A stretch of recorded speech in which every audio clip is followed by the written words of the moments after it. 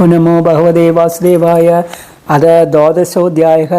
ഈ അധ്യായത്തിൽ രഘുഗണ സംശയത്തിൻ്റെ സമാധാനം, സ്വപൂർവജന്മവൃത്ത കഥനം. രഘുഗണോവാച നമോ നമോ കാരണവിഗ്രഹായ സ്വരൂപസൃച്ചീകൃത വിഗ്രഹായ നമാവധൂത ദ്വിജബന്ധുലിംഗ നിഗൂഢനിത്യാനുഭവായ തുഭ്യം.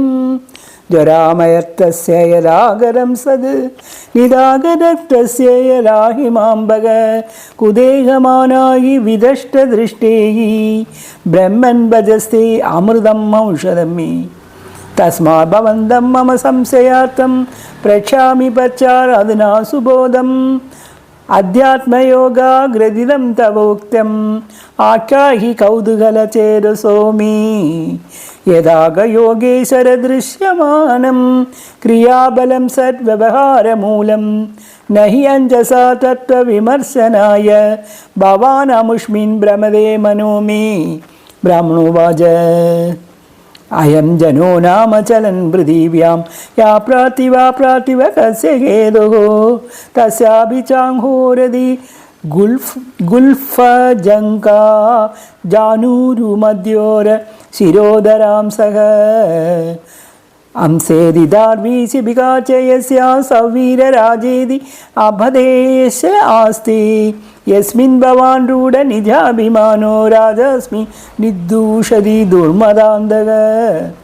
ശോചാനിമാംസ്ത്വം അധിക കഷ്ടദീനാൻ വിഷ്ട്യാ നിഗൃണാനിരനുഗ്രഹോസി ജനസ്യ ഗോപ്താസ്മി വികർത്തമാനോ നാശോപസേ വൃദ്ധസഭാസു ദൃഷ്ടഃ.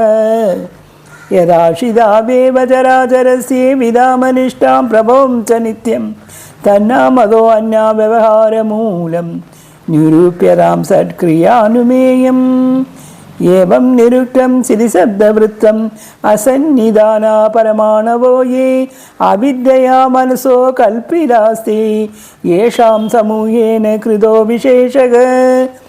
ഏവം കൃശം സ്ഥൂലം അണുർബൃഹദ്യാത് അസച്ച സജ്ജീവം അജീവമന്യത് ദ്രവ്യസ്വഭാവാശയ കാലകർമ്മ നാംനാ ജയോ വേഹി കൃതം തുദീയം.